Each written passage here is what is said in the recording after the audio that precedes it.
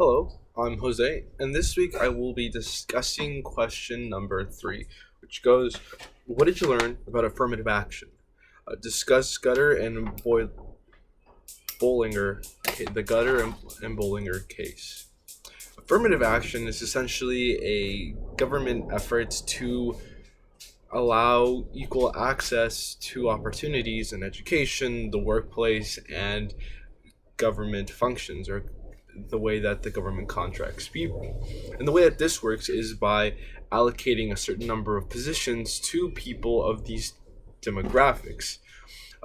This was first, I guess, a first glimpse at how this took place was during the Reconstruction in the South, in which people of in which there was first African American representatives that were being elected, and this sort of created sort of inclusiveness into what had been a predominantly or an exclusively white circle of men who took office, right?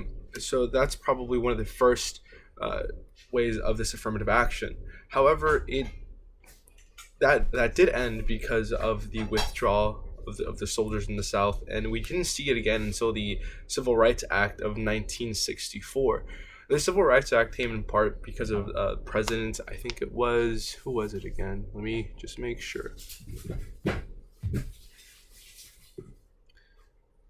Well, it doesn't seem to matter. Anyways, this affirmative rights action, what it did is it created an equal opportunity for people, and it was included in the Civil Rights Act of 1964. However, this allocation of spaces does create controversy among many different groups because it seems as though the the the civil right that one will not be judged by their race, gender, sexuality, or any other personal characteristic is contrary to the belief that one should take into account race when admitting people or when considering opportunities for these people to be admitted to. And one of these cases is actually really interesting, which is the Gutter versus Bollinger case, in which this affirmative action is contested with. Essentially, Gutter is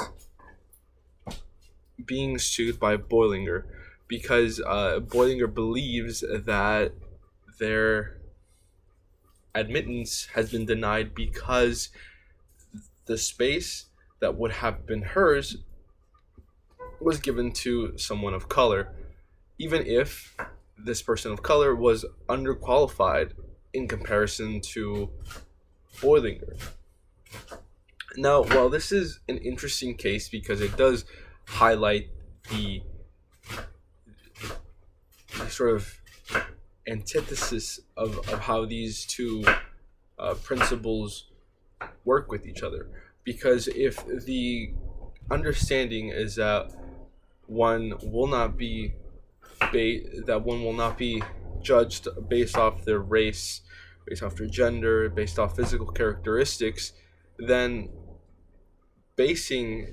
turning around and saying, actually, we will take race into consideration, does an interesting sort of effect, because the reason why affirmative action is so important is because it tries to be inclusive. Actually, when we look at the court case, there are a lot of interesting passages that talk about why it is so essential to have this affirmative action. One of the, and this is directly from it, is that they express that they have a goal to attain a diverse student body, right?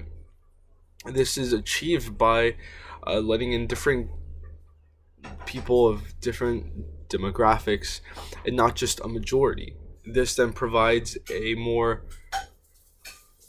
diverse environment to learn, but also something that is taken into account is the realization that these universities, because this is a case that focuses on the admittance of students into universities, these universities are the sort of fields where the political figures and the people who are going to be in charge of this country are being taught, is where they're being trained.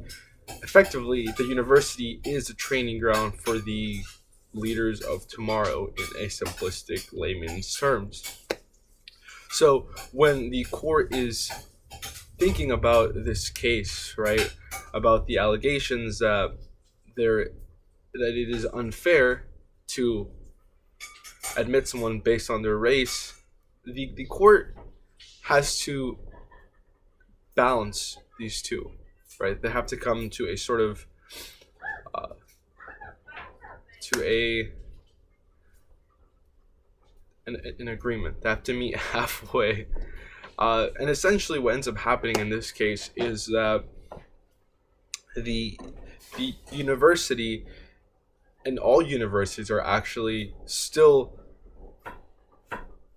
allowed to, or even promoted to, have this diversity, right? To implement the affirmative action so as to create a more eclectic environment in these universities. But at the same time, there cannot be a quota for the admittance, as to say that 15 spots cannot be always strictly selected for these, as a part of this affirmative action. Rather, it seems to be more of a case by case determination, and they review the admittance and the numbers, and if it looks like a quota, then they have to change it, right? Because that's the point. The point is that there's a recognition that one should be allowed in spite of the opportunities that have been denied based on your race. However, that should not be the only determinant in whether one is admitted, right? So it is a complex thing to take into account, and it's even more interesting when we consider present consequences, right? Because one of the things that happened recently, if you recall, on the ballot that just passed in this past election, there was an affirmative action proposition. I think it was 15 or 16. It was very interesting because when I talked about it with my coworkers, there was a sort of